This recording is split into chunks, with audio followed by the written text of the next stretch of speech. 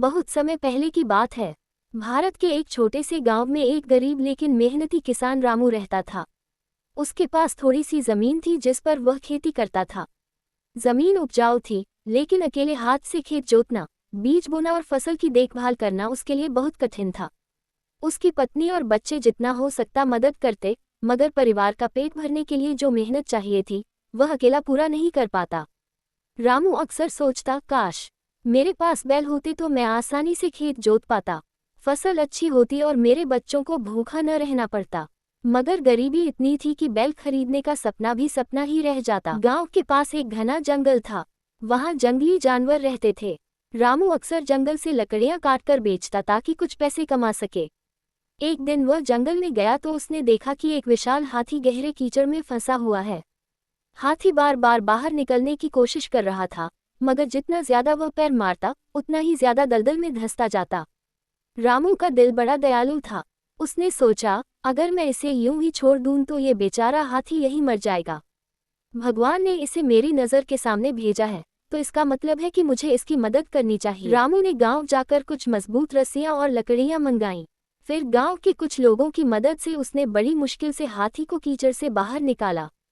हाथी आज़ाद होते ही जमीन पर बैठ गया। उसकी आंखों में कृतज्ञता थी। उसने अपनी सूंड से किसान के पैरों को छुआ, मानो धन्यवाद दे रहा हो। गांव वाले डर के मारे दूर हट गए, लेकिन रामू ने हाथी के सिर पर प्यार से हाथ फेर दिया। उस दिन से किसान और हाथी की दोस्ती शुरू हो गई। हाथी गांव में ही रुक गया। धीरे धीरे वह रामू के घर का हिस्सा बन गया। लोग उसे गजाधर नाम से पुकारने लगे। गजाधर बहुत बुद्धिमान और सीधा साधा था।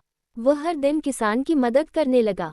खेत जोतने में बैल की तरह काम करता, लकड़ियां ढोने में मदद करता, खेत से उपज बाजार तक पहुंचाता, बच्चों के साथ खेलता और उनकी रक्षा भी करता। रामू की जिंदगी बदल गई। अब उसकी फसल अच्छी होने लगी। गांव वाले आश्चर्य से देखते कि जहां और किसानों को दो दो बैलों की मेहनत लगती थी, वहां रामू अकेले गजाधर के सहारे बड़े खेत तैयार कर लेता। गांव में कुछ लोग रामू से जलने लगे। वे सोचते, हमारे पास बैल हैं, जमीन है, फिर भी उतनी उपज नहीं होती जितनी रामू के पास होती है।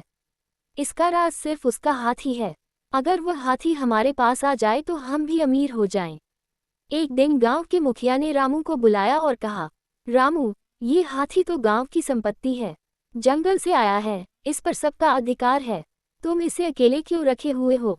रामू ने विनम्रता से कहा, मुखिया जी, ये हाथी मेरी मदद से दलदल से निकला था। इसने खुद मुझे चुना और मेरे साथ रहने आया।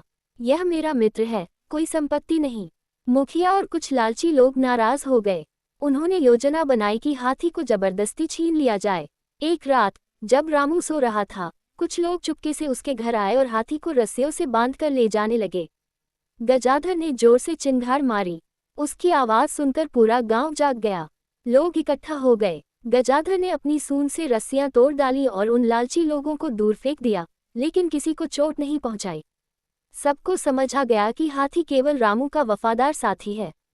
मुखिया को अपनी गलती का एहसास हुआ और उसने सबके सामने कहा, रामू, तुम सच कहते थे। ये हाथी तुम्हारा मित्र है। इसे कोई भी तुमसे अलग नहीं कर सकता। एक साल गांव में भयंकर सूखा पड़ गया। तालाब सूख गए, खेत बंजर हो गए, लोग भूख से तड़पने लगे।